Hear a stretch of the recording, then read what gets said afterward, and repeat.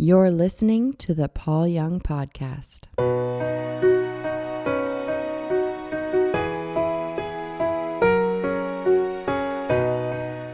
Hello, everybody. Welcome to the Paul Young Podcast. I'm going to try to deal with a very tricky subject, and I hope it doesn't go too far over anybody's head. It's one of those subjects that at some point we have to recognize as being something that we need to address. So I'll get there, but let me bring you up to speed a little bit. I just got back from Cincinnati. I was there to do an intensive. We got there Thursday. Bradley Jerzak came down from Canada. So Friday started this intensive. Friday, Saturday, half of Sunday. And then Bradley and I spoke at a gathering of churches on Sunday evening. And then again on Monday evening. And then on Tuesday, I spoke to a large private high school, Cincinnati Hills High School. Something like that. Whatever it was, I've been there a few times, and it's always been incredible. I don't know how else to put it. The very first time that I went there, it was part of a spiritual emphasis week. And so I was there basically all week long. On Friday, I don't even remember what I talked about, but I'm sure it was about the things that I'd already covered and then bring it together as one piece. But at the end of it, I did something that I had never done before and I have never done since. And this is 2009 was the first time that I was there. I said, this is not an altar call, but I just have the sense that somebody here needs to get something off their chest. And they need to just tell the truth. Make a confession, right? Tell the truth. Obviously, I don't know where anybody in that room was. And so it was like, just feel in your heart what's going on. 500 students, a big auditorium goes upwards. At the back sit the freshman high school students. And then right in the middle is where the seniors sit. And then I think some of the juniors and sophomores are down below, some are above. But when I gave the invitation, a young man stood up right in the middle. And he looked like, the high school president or the high school captain of the football team. He just exuded that. But he gets up and he said, I need to ask forgiveness from the freshman class for the way that I've treated them all year. I've been a bully, I've been mean, and I'm telling you, he breaks down and begins to cry. And it was over. That whole place got wrapped up into something, and those who were there in 2009 are still talking about it. Nothing like that had ever happened. I didn't make it happen. I just happened to be part of the catalyst, or I was, in my language, I was there to participate and then trust the ripples. And the ripples were absolutely astounding. It started about a 2.5 hour conversation's not the right word. People, young people and teachers. One of the teachers walked across and he confessed to the student body that he was in the middle of a divorce and hadn't told anybody, and it was just breaking him apart, and it was his fault. And students were coming across and talking about that they had suicidal ideation. They talked about their addictions, and it went on for a couple hours. And teachers were starting to show up wondering where their students were. And the whole day was kind of like that.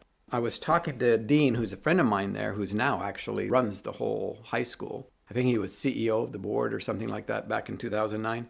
Anyway, I was talking to him about it, and there was one particular thing that happened on that day that I don't even know how to talk about with any kind of accuracy. So I was scheduled to go out to lunch, and on the way out the doors, I remembered I had left something in the office, the school office. So I said, hold on. And I went back and I got it. And on my way back towards the front entrance, there was a shut door on my left side.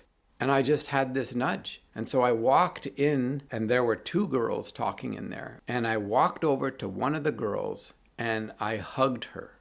I didn't say one word. I just hugged her, turned around, and left. Shut the door and went to lunch. That's all I did. Turns out that girl had been in this conversation with the other girl and had said to her, I think I'm done with all the Jesus stuff. And I'm just asking Jesus right now to show me that he knows me, that he's aware of me, and in some way that is tangible, that I can sense his love. And that's when I walked in the door and hugged her, turned around and walked out. We don't know what's going on. This encounter, this inner conversation that we have with Jesus, it's ongoing. ever present. We don't have to do it right or perfectly or anything else. This is a learning curve. And it's about learning how to trust. Trust your gut. Trust the nudge. He told me about how she's doing. She's married now and has, I don't know, 1 or 2 children and doing absolutely great. So, that's the backstory. And so I came back, and actually that senior class invited me to do their commencement address. And so I got to be there for their graduation. They were with me all week long, and by the end of the week, it's just part of the family. So I got to speak at the graduation. Like, how cool is that? And then I got invited back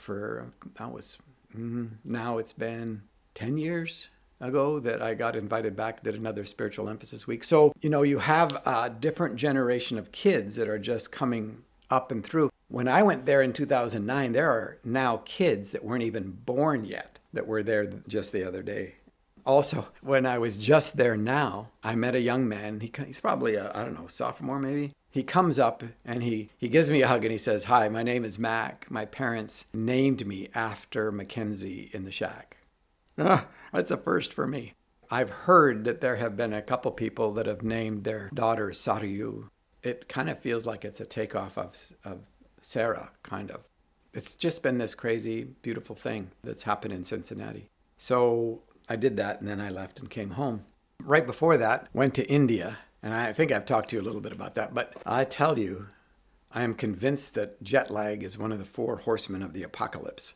I had a 35-hour transit day and a 12-and-a-half-hour time zone difference, and it put me down. So, you kind of think you're never going to recover, but I did. Now, that's kind of the last couple weeks. I've got a lot of things coming up the rest of the year. And then it opens up more in December. And then I don't know what the next year holds. I know that we're taking December off from the podcast, just so you know. But we have a little sneak special on Christmas Eve. So you might want to tune in there, or make sure afterwards you get to tune in. It's a little Christmas story that Nico, who helps me with the podcast, Nico, in his closet, like at 2 o'clock in the morning, he had this nudge of creativity, and he created a Christmas story called Operation Christmas. Great for kids, great for adults. I've never let an adult listen to it who didn't love it. So that's, I don't know if it's 20 minutes long or something like that, but that's Christmas Eve. Or you can always listen to it by connecting through the website. Also, the other situation that I was in, and this brings me to the conversation. I want to talk a little bit about ideology versus relationship, because I think it impacts us all the time.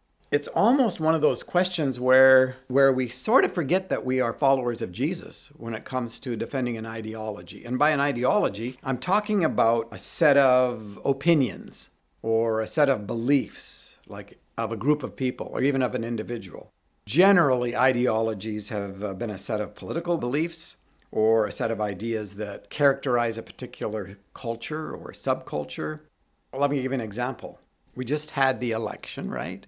General classification of Republican ideology would include like free market capitalism. It would be laissez-faire economics. Let the people do what they want to do inside of that. It would be free markets, limited government, free trade, tax cuts, reduced government spending, privatization and the reduction of like a government-run welfare program in favor of nonprofits, the private sector run nonprofits. And it encourages personal responsibility. I think that's generally pretty accurate in terms of a Republican ideology. Democratic ideology would be workers' rights, protecting the environment, equal pay to fighting special interests. Democrats, I think, would generally believe that we can and should make life better for families across our nation. Fairness, justice, equality for everybody, especially in standing up for the middle class and anybody that's struggling to get there. So those would be ideologies. And let me tell you, when we were dealing with the political buildup in the United States for this last election, there was so much vitriol and fighting between ideologies. And you may not have happened in your family and didn't happen in my family, but I know that some families got ripped apart because of opposing ideologies.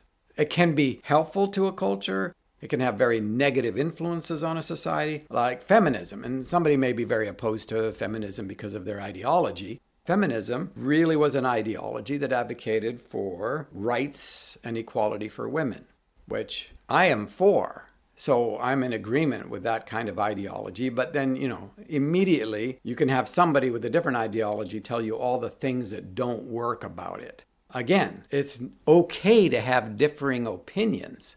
It's not okay to begin, let me say this. For those who are followers of Jesus, it's not okay to begin to denigrate and create violence of thought, word, or deed between you and another human being. It is not okay. Nazism is an ideology that existed that it promoted really harmful racist and nationalistic views. German nationalism at the time fueled Hitler to then invade Poland, for example, because nationalism says that there's a certain group of people, regardless of where they live on the planet, that they should be in charge. And there were a lot of Germans in Poland, so that was part of the reason for invading Poland.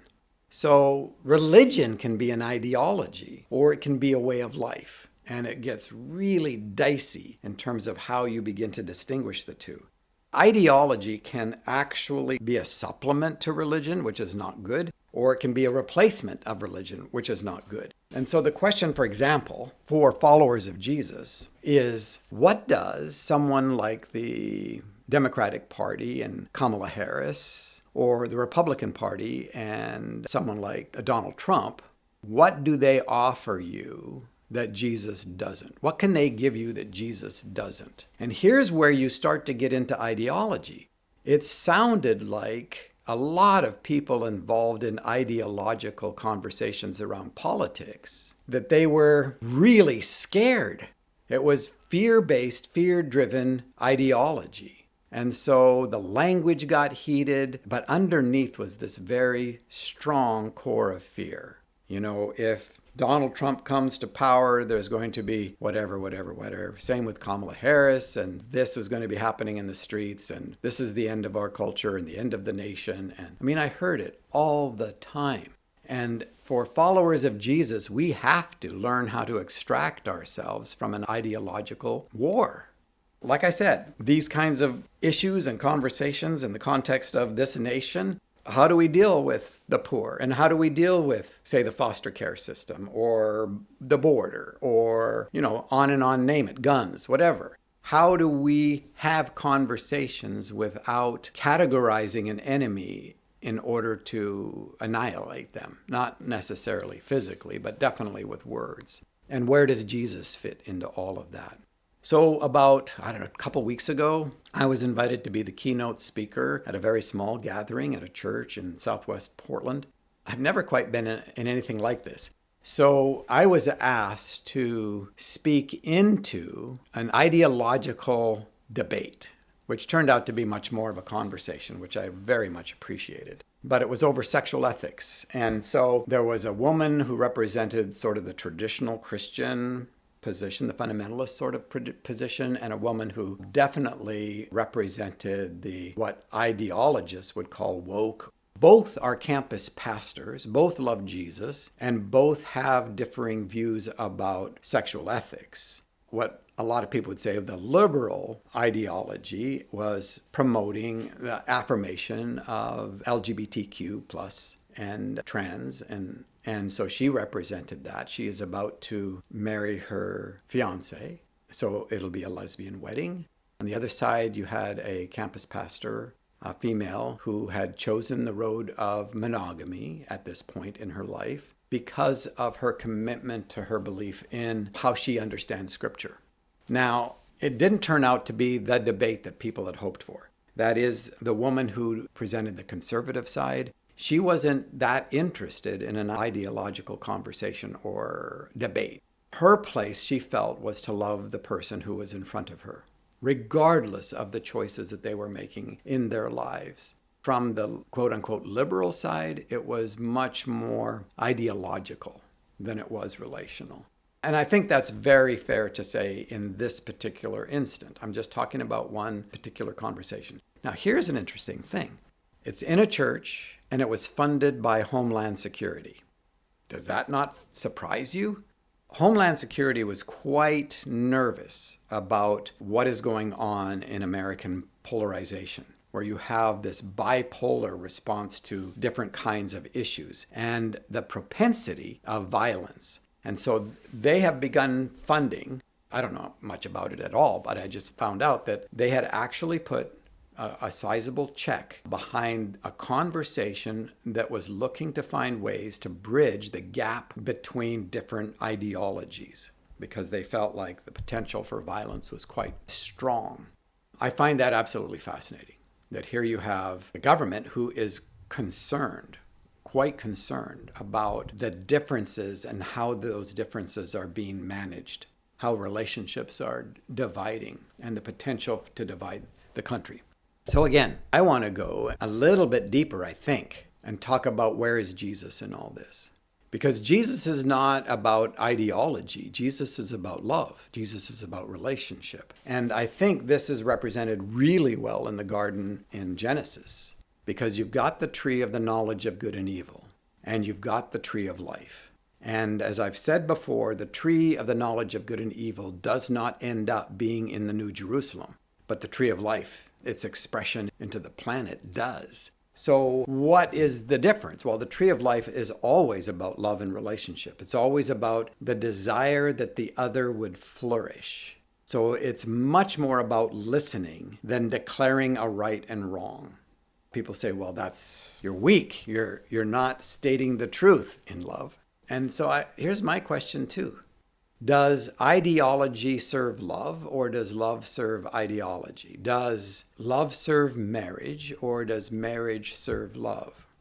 Are human beings made for the Sabbath, or was the Sabbath made for human beings?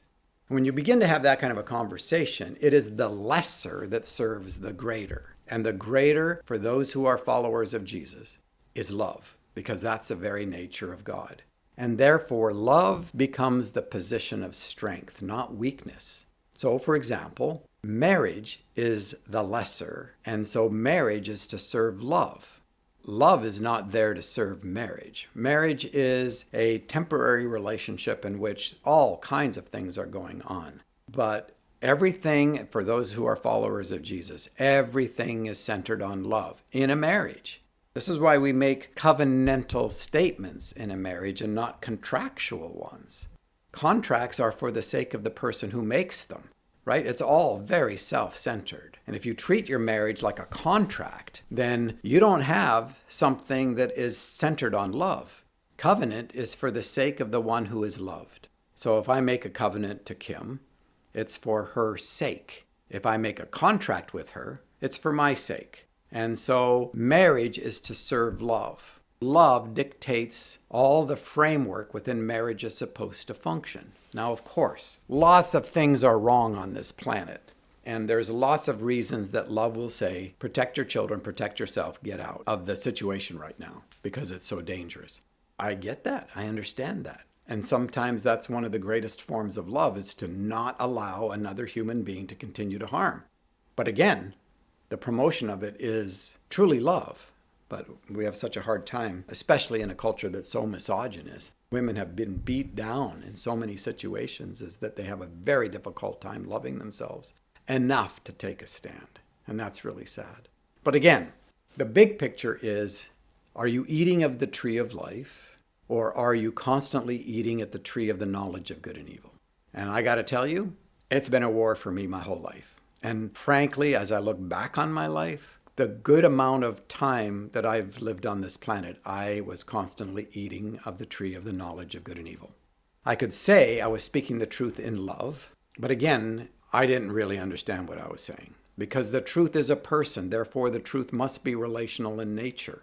A lot of times when people say I spoke the truth in love, what they're telling you is that they believed to promote an ideology that was the loving thing to do. They were self-promoting that ideology and self-protecting themselves within it. So the question is, in my relationship with the person who has done harm or has done something wrong, am I still looking for their flourishing? Am I still listening to their story? Am I still taking them seriously? Am I still allowing the possibility that they can move in a direction for their flourishing? Now, people do things that are wrong. flat out wrong and are wrong no matter how you look at them. They're just wrong and harmful and dangerous. But even in the midst of that, I don't see Jesus resorting to an ideology or a defense mechanism. He just constantly responds to the situation and the person in front of him. Even if it's somebody like a tax gatherer or, somebody who's obviously doing vile things, or men who are harming women, or whatever. He was constantly inside a relationship with the Father and the Spirit, in which he then was led moment by moment for the flourishing and the life of the other. There's no book of principles on this thing. This is about learning how to trust and live. I for sure am in process with regard to this. I was just wanting to talk about this because it's been on my heart and mind. I can come into any conversation and sadly, because of my ability with words, I can kind of destroy somebody. I've done it in the past. I don't ever want to do that again. And so it's always about, all right, I'm not the one that's in danger here, and I don't have to defend an ideology. I can actually be the presence of love in every given situation, no matter if it requires some really strong stances. But if it does, I will be doing it for the sake of the flourishing of the other, and the kindness will be there. The love will be there. That's what I got to say today. Love you. Thank you for listening. If you would like to contact or connect with us with inquiries and questions, comments, suggestions, stories, and more, please visit paulyoungpodcast.com. There you will find resources and notes related to any particular episode. Today, participate with love, do the next right thing, and trust the ripples.